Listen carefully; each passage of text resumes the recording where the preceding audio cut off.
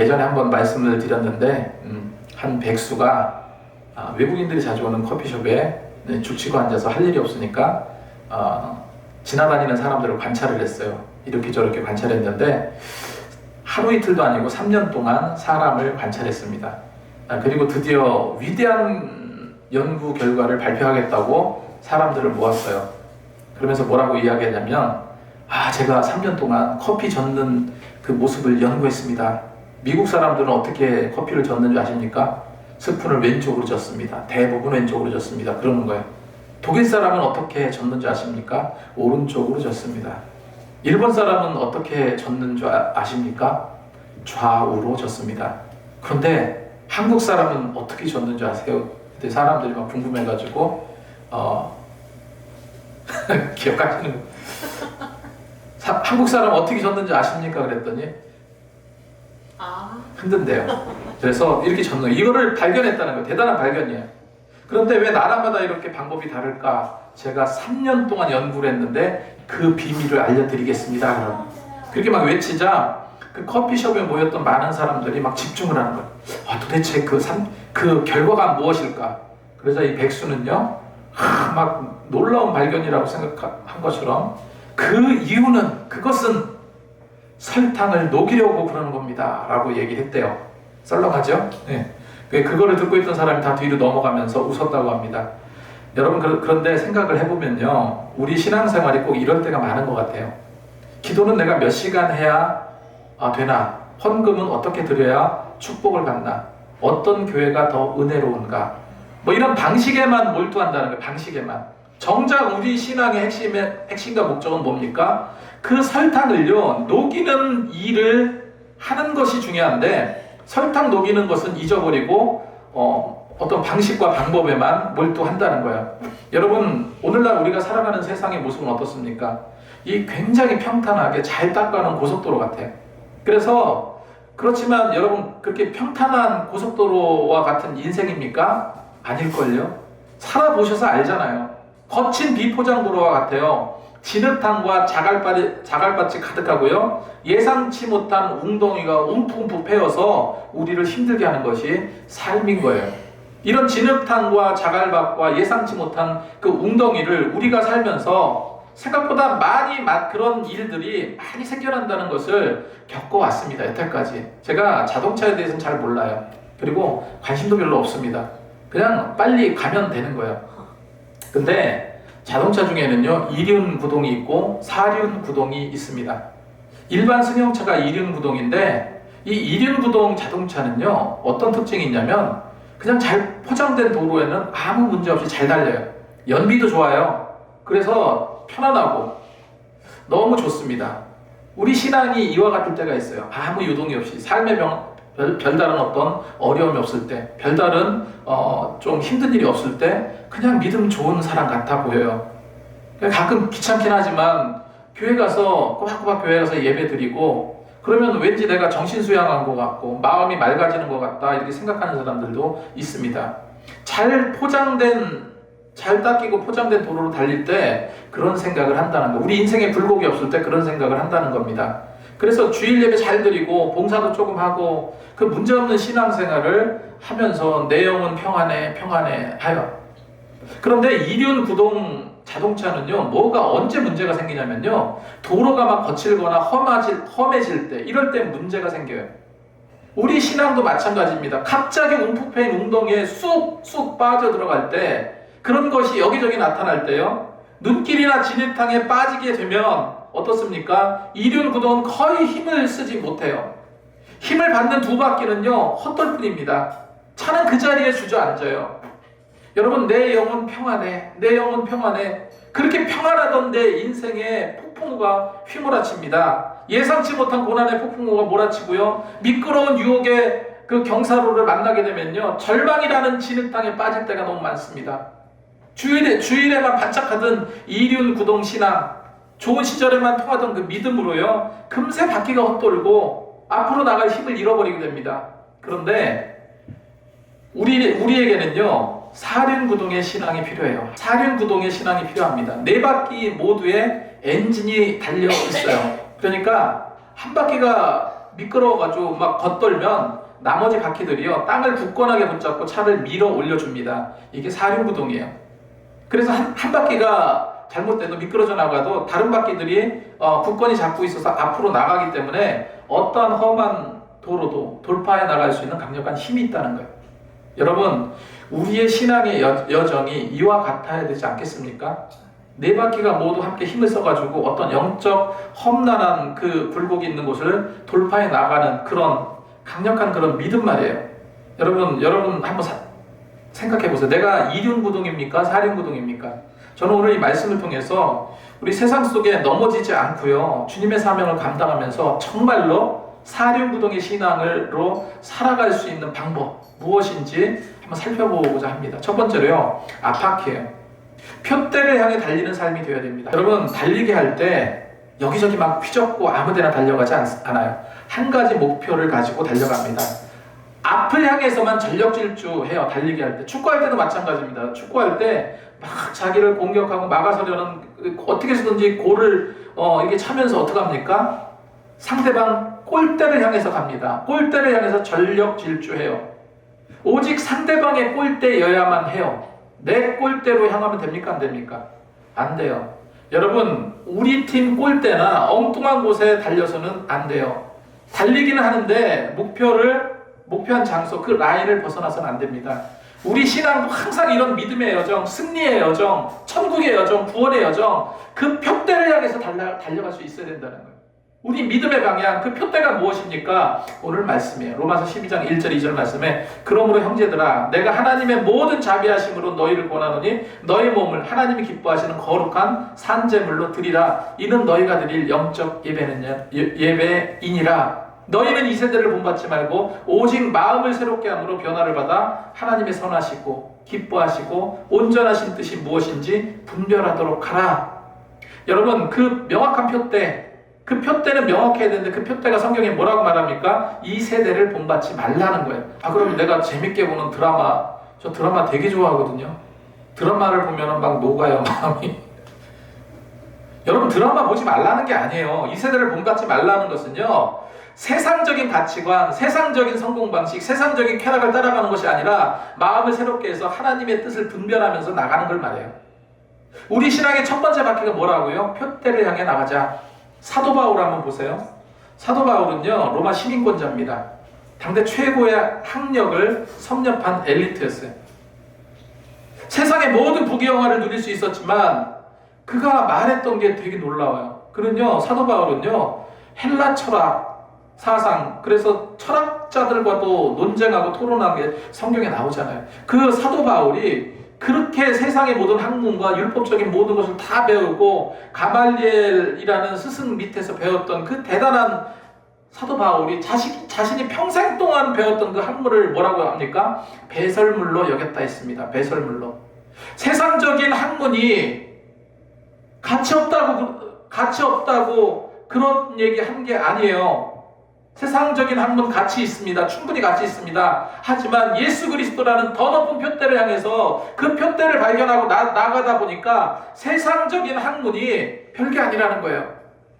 여러분, 빌립보서 3장 13절 14절 말씀에 바울은 이렇게 말합니다. 형제들아, 나는 아직 내가 잡은 줄로 여기지 아니하고 오직 한 일 즉 뒤에 있는 것을 잊어버리고 앞에 있는 것을 잡으려고 표대를 향해서 예수 그리스도 안에서 하나님 위에서 부르심의 상을 위해서 달려가노라 했습니다.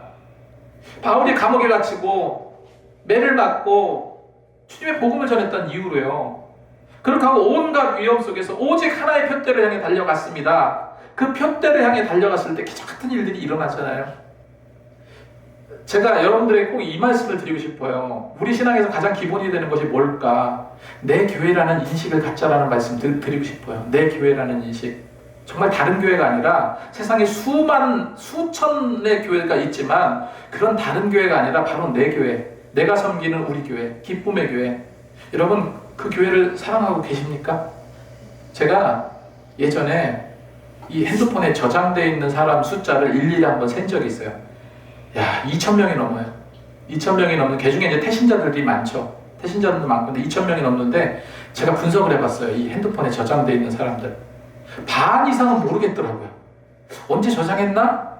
그냥 모임 같은 데서 한번 만나가지고요. 필요를 위해서 전화번호 어떻게 돼요? 이렇게 해서 전화 이렇게 누르고 그거 내 번호입니다. 이름이 어떻게 돼요? 이렇게 저장하는 거부터 시작을 해가지고 저장해 뒀는데 나중에 필요할 것 같아 저장해 뒀는데 시간이 지나니까 무의미해지고 기억도 못하는 그런 전화번호가 진짜로 반 이상 되더라고요. 그 1000명의 명단, 그러면 1000명의 명단 중에 한 300명에서 400명 정도는 알까리예요. 가물가물해. 본 것 같기도 하고 한번 만난 것 같기도 하고 통화도 몇 번 한 것 같고 그런 명단이에요. 그럼 그것도 빼버리면 한 700명 정도에 있잖아요. 거기에서 제가 또 출판사를 하니까 일적으로 관계된 사람이 한 200명 정도 되더라고요. 그럼 그거 빼버리고 그 중에 500명 교회와 관련된 목사님과 관련된 연락처를 또 한 200~300명 또 빼버려. 그러면 대학교 동기들, 친구들, 가족들 해가지고 한 200에서 300명 정도가 남더라고요. 그 많은 번호 중에서 늘 허물없이 만나면 좋은 친구 있죠? 만나면 좋은 친구. 정을 나눌 수 있는 친구를 세워보니까 여러분 놀랍게도 정말 없어요. 몇 명입니다. 몇 명. 정을 나눌 수 있는 친구가 없더라고요. 밖을 나가면요. 수많은 사람들이 내 옆을 지나가요. 한 공간에 머물다 사라지고 지하철을 타면 그렇게 많은 사람들이 나와 함께 있는데 다 내게 의미가 있냐는 거예요. 그냥 내 삶에 잠시 스쳐가는 배경일 뿐이잖아요. 그런데 지금 우리는 말을 섞고요. 감정을 나누고 매일 일상의 만남을 갖는 그런 신앙 공동체 아니에요? 직장 사람들도 마찬가지고 가족들도 마찬가지지만 우리 역시도 이런 감정을 나누는 공동체입니다. 우리 충분한 관계성을 갖고 살고 있는 거예요. 나와 관계된 자들이에요. 그래서 여러분 제가 확인하고 싶은 게 이거예요. 정말로 우리 기쁨의 교회가 내 교회가 맞냐는 거예요. 내가 사랑하는 교회가 맞냐? 내가 이곳에서 주님의 사명을 감당할 그런 처소로 여기고 계시냐? 우리나라에만 해도 수만 개의 교회가 있고 그런 교회가 아니라 내가 다니는 교회, 내가 사랑하는 교회, 내가 노력하고 애쓰고 기도로 덕을 닦아놓을 그런 교회가 맞냐는 거예요. 여러분 그것이 표대입니다. 우리가 지향해 나갈 표대인 거예요. 이것이 설정돼야 돼요. 다니엘은 포로로 끌려가면서 바벨론 땅의 총리의 자리까지 올랐습니다.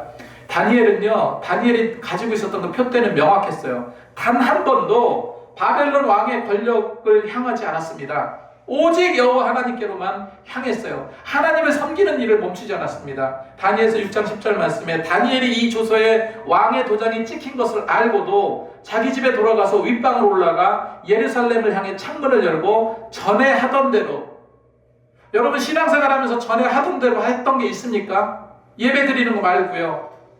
오셔서 기도 한번 해본 적 있습니까? 오셔서 하다못해 걸레질 한번 해본 적 있습니까? 오셔서 내 교회인데. 그런데 다니엘은요, 물론 그렇게 많이 하셨어요. 새벽 예배 빠지지 않고 우리 나오시는 성도님도 계시고, 그죠? 네.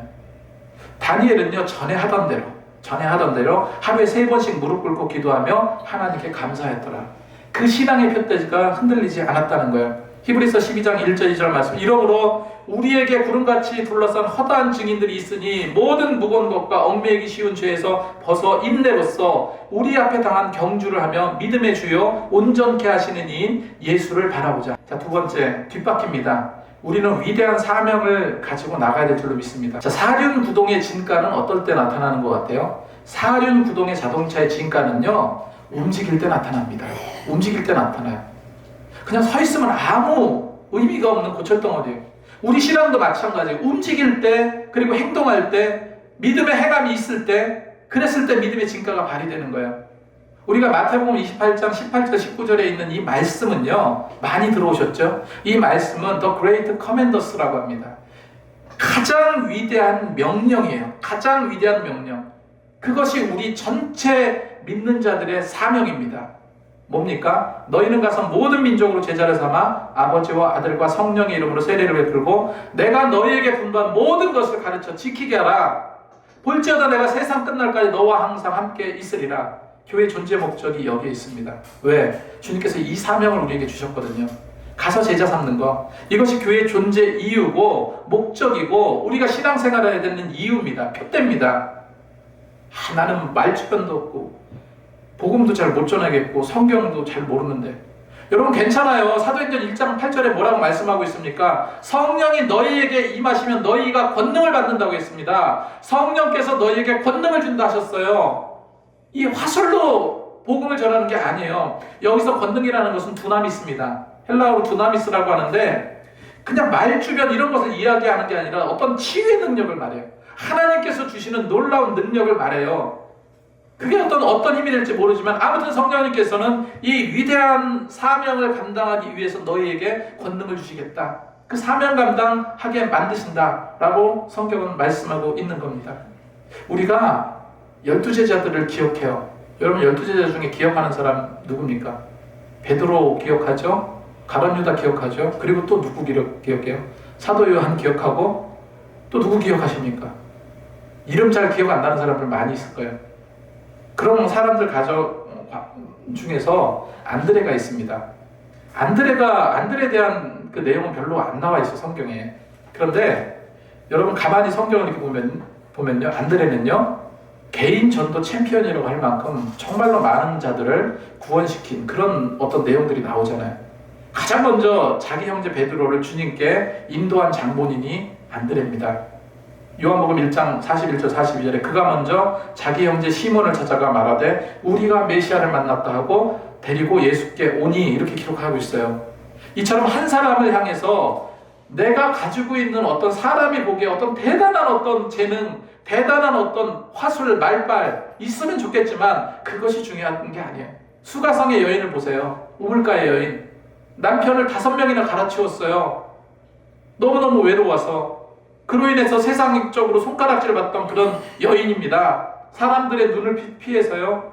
뜨거운 정우에 물을 길러 나왔던 부끄럽게 여겼던 모든 사람들과 담을 쌓고 살았던 그녀였어요. 그런데 예수님을 만난 이후 그녀의 삶은 완전히 뒤바뀌었잖아요. 요한복음 4장 28절 29절 말씀에 여자가 물동이를 버려두고 동네로 들어갔다 했습니다. 동네, 자기가 그 사람들하고 마주치지 않기 위해서 그렇게 피해 다녔던 그 동네로 들어갔어요. 동네로 들어가서 사람들에게 이르되 내가 행한 모든 일을 내게 말한 사람을 와서 보라. 이는 그리스도가 아니냐 전도하고 있습니다.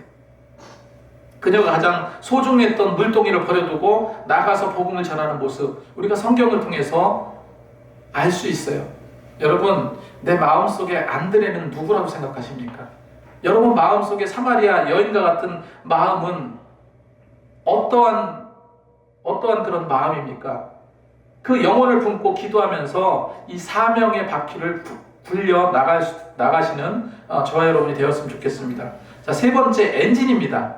우리는 움직여야 돼요. 방향을 잡고 움직일 준비가 되어 있어도요, 차를 움직이는 것은요, 차를 가게 하는 것은 엔진이에요.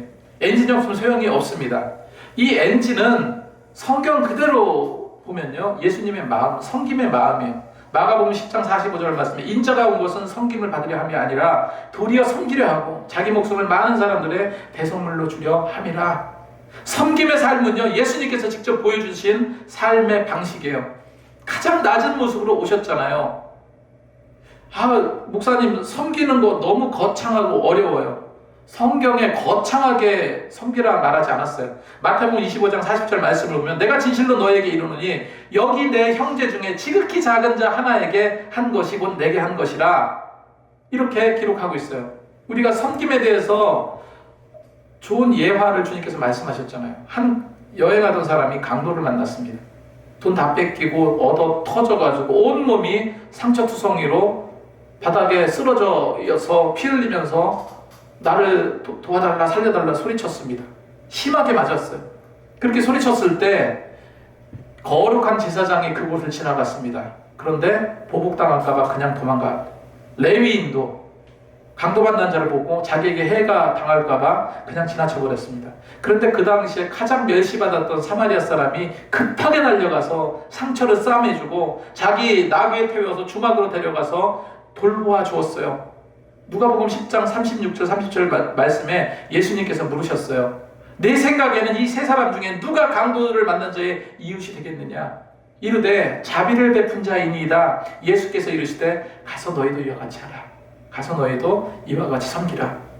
여러분 참된 섬김은 직분이나 지위가 있는 것이 아니라 고통받는 이웃을 향한 자비로운 행동이에요. 제가 그러니까 좋은 예화는 계속해서 할 필요가 있어요. 뮤지컬 배우 최정원 씨 아시죠? 최정원 씨가 이 차를 운전하고 가는데 너무 차가 막히는 거예요. 그러다 톨게이트를 지나는데 거기 빠져나가는데도 시간이 너무 막히는 거예요. 짜증이 나는 겁니다.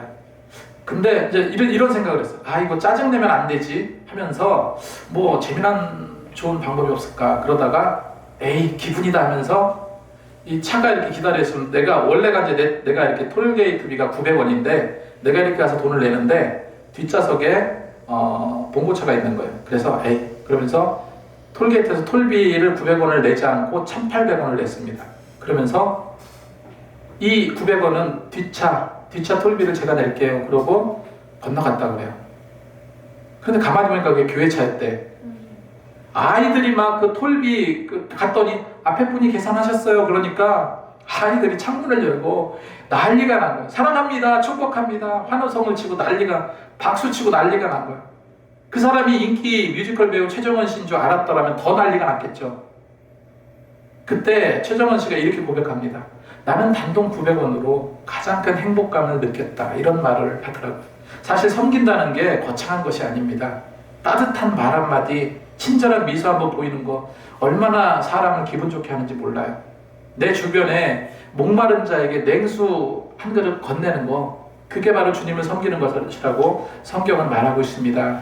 이게 우리가 체질화돼야 돼요. 체질화되어서 교회에서는 늘 베풀고 그런 신앙을 가졌으면 좋겠습니다. 자, 마지막으로 연료입니다. 예배로 채우시기 바랍니다. 자, 보세요. 표대도 있어. 가야 될 방향이 있습니다. 그리고 사명감도 충분해. 그리고 이제 나갈 수 있는 섬김, 엔진도 아주 빵빵합니다. 엔진도 그냥 윙하고 아주 그런 엔진을도 장착하고 있어요. 그런데 만약에 기름이 없으면 갈 수 있습니까? 연료가 없으면 단 한 발짝도 나갈 수 없어요. 우리 신앙의 연료, 우리 신앙의 휘발유가 뭡니까? 우리 신앙의 경유가 뭡니까? 예배입니다. 예배예요, 예배. 예배는 모든 것이 다 집약되어 있는 거예요. 요한복음 4장 23절 24절에 아버지께서 참되게 예배하는 자는 영과 진리로 예배할 때가 오나니 하나님은 영이시니 예배하는 자가 영과 진리로 예배할지라.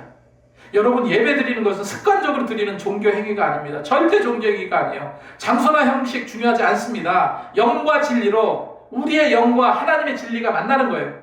그래서 성령 안에서 진리의 말씀으로 하나님과 만나는 시간, 이것이 우리 영혼을 채우는 유일한 연료라는 거예요. 연료입니다, 연료. 지난 수요일에 제가 이런 얘기를 했어요. 3명이 왔고 사목까지 5명이 예배드렸습니다. 수요 예배를 기도 시간으로 만들자. 기독교를 기도교라고 합니다. 기독교를 왜 기도교라고 합니까? 기도하는 종교예요, 기독교는. 기도하지 않고 안 될 일이죠. 지난 수요일 날 우리 기도했거든요. 기도 연습했습니다. 서로 합심해서 기도했어요. 그런 다음에 한 분 한 분 좀 어색하더라도 한마디씩 기도하자. 그래서 또 다른 제목을 놓고 기도하고 또 하고 기도하고 또 하고.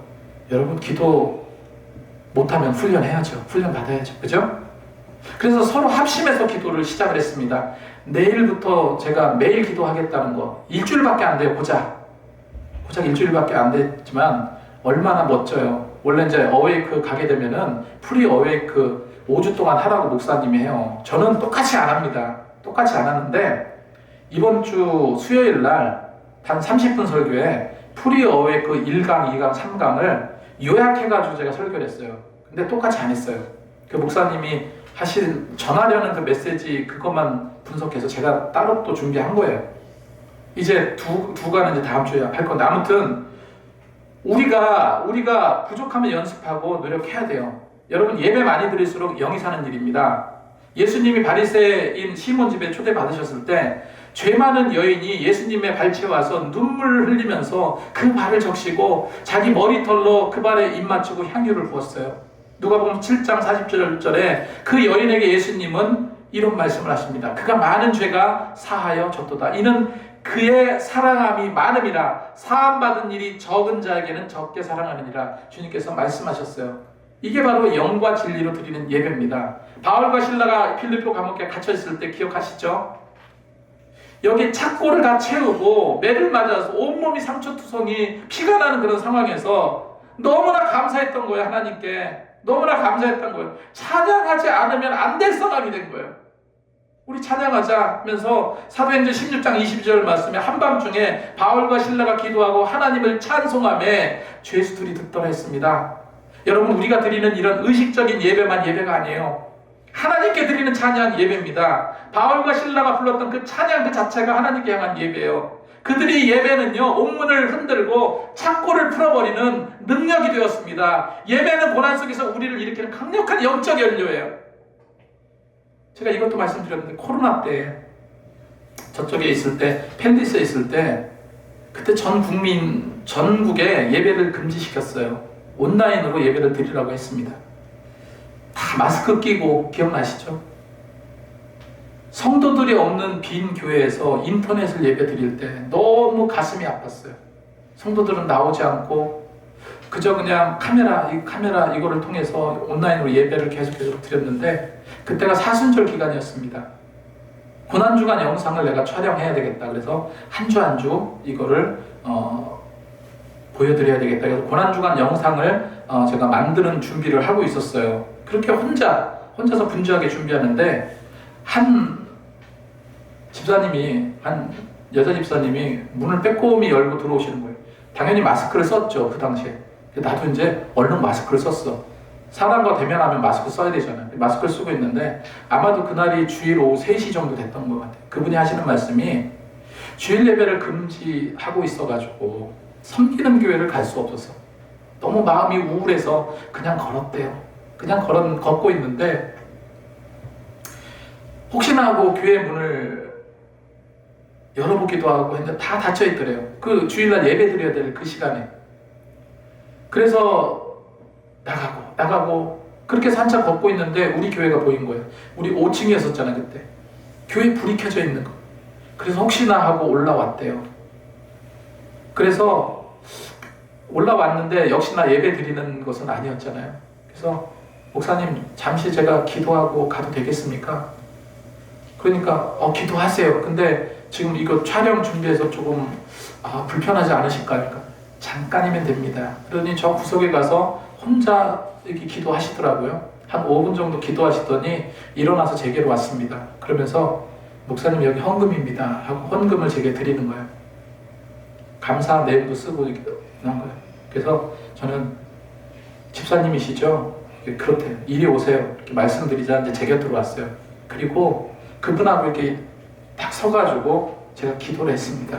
기도를 드리는데 어찌나 저도 마음이 심란하고 너무 아프던지 그 헌금을 위해서 기도하고 그분을 위해서 기도해 드리는데 저도 모르게 그냥 엉엉 울었어요. 그 자리에서 그냥 정말로 막 눈물이 쏟아지더라고요. 막 우니까 그분도 통곡을 하더라고요.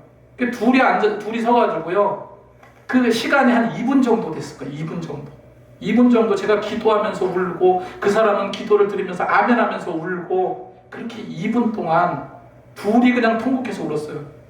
예배 드릴 수 없는 상황에 서로 감정이 복받쳐가지고요, 그 짧은 2분의 시간, 제가 이제껏 목회를 하면서 평생 잊지 못할 감동의 기억이었어요. 여러분, 저 이거 2분 동안 기도했던 그 시간이요, 정말로 감동의 예배라고 생각합니다. 저도 마스크를 썼잖아요. 그분도 마스크를 썼어요. 누가 누군지 아무도 몰라. 더 이상 뵐 일도 없어요. 하지만 그분 신앙생활 정말 잘 감당했을 거라고 저는 생각을 하는 거예요. 여러분, 그 짧은 2분간의 기도 시간 정말로 값지고 은혜로운 예배 시간이었습니다. 예배라는 것은요, 히브리어로 샤하라는 단어입니다. 이 샤하라는 단어는 뭐냐면 절대자, 하나님께 굽혀서 절하다, 이런 뜻이에요. 그게 예배의 본래 뜻입니다. 거창한 게 아니에요. 경의를 표현한 거예요. 하나님께 대한 경의를 표현하는 거예요. 물론 하나님께 드리는 제사이지만 하나님께 굽혀서 절하다라는 의미가 있어요. 정성된 마음이 하나님께 향한다면 그것이 곧 예배인 겁니다. 여러분, 영과 진리로 드리는 예배, 이 연료는 혼자 채우는 것보다 함께 채울 때 더 뜨거워질 줄로 믿습니다. 그래서 히브리서 10장 24절 25절 말씀에 서로 돌아보아 사랑과 선행을 격려하며 모이기를 피하는 어떤 사람의 습관과 같이 하지 말고 오직 권하여 그날이 가까움을 볼수록 더욱 그리하자. 이렇게 성경은 말하고 있습니다.